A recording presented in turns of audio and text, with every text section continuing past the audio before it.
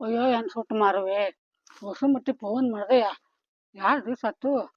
ಓದಿನ ಎಷ್ಟು ಬೇಜಾರು ಮಾಡ್ಕೊಂತೇನೆ ಜಾನ್ಚಿಕ್ಕಿ ಫೋನೇ ಮಾಡಿದ್ದಿಲ್ಲ ಅಂತಕವ ಗೊತ್ತಾ. ಈಗಾರು ಮಾಡಕತ್ತು.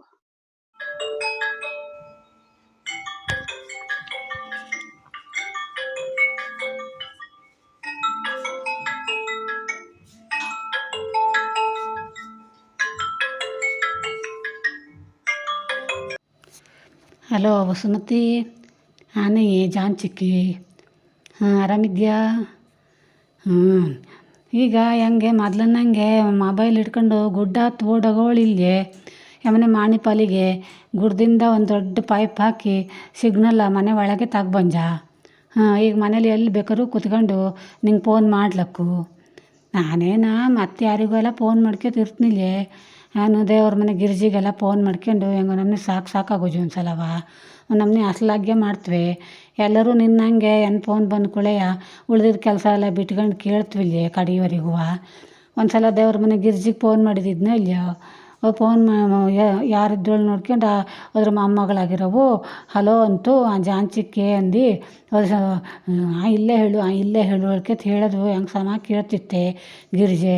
ಹಾಗೆ ಆ ಕೂಸಿನ ಪಾಲಿಗೆ ಅದು ಇಲ್ಲೇ ಹಾಕೈತಂತ ಇಲ್ಲ ಕಡೆ ಸಾಯಿಲೆ ಹೇಳ್ಕೊಂಡು ಅದಕ್ಕೆ ಮಾಡಲು ಹೋದ್ನೇ ಅಲ್ಲೇ. ಅದೇ ಆಚೆ ಮನೆ ಜಾಲ್ಜಿನೂ ಹಂಗೆ ಮಾಡಿದ್ದು.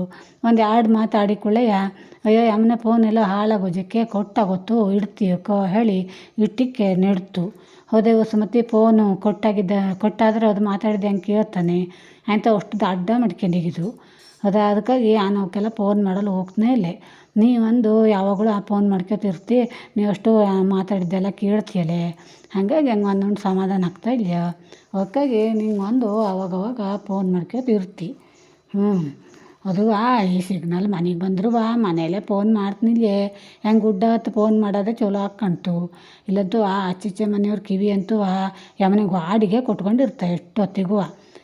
ಯಾರಿಗೆ ಫೋನ್ ಮಾಡ್ತಿ ಅಂತ ಹೇಳಿ ಕೇಳಲೆ. ಅದಕ್ಕಾಗಿ ಹಂಗೆ ದಾಸೊಟ್ಟು ಬರೀನೇ ಬೇಡ ಹೇಳ್ಕೊಂಡು ಸೋಜ್ ಗುಡ್ಡ ಹತ್ತು ಕೂತ್ಕೊಬಿಡ್ತಿ. ಅಲ್ಲೇನು ಯಾರ್ಯಾರು ಬರ್ತಿದ್ಯಲೆ ಏನು ಮಾತು ಕೇಳಲೆ, ನಿಂಗೊಂದು ಆರಾಮ್ ಫೋನ್ ಮಾಡಲಾಗ್ತಲೆ. ಅದಕ್ಕಾಗಿ ನಾನು ಮನೆಯಲ್ಲೇ ಕುಂತ್ಕೊಂಡು ಫೋನ್ ಮಾಡ್ತೀನಿ ಇಲ್ಲೇ ವಸುಮತಿ. ಇಡ್ಲಾ?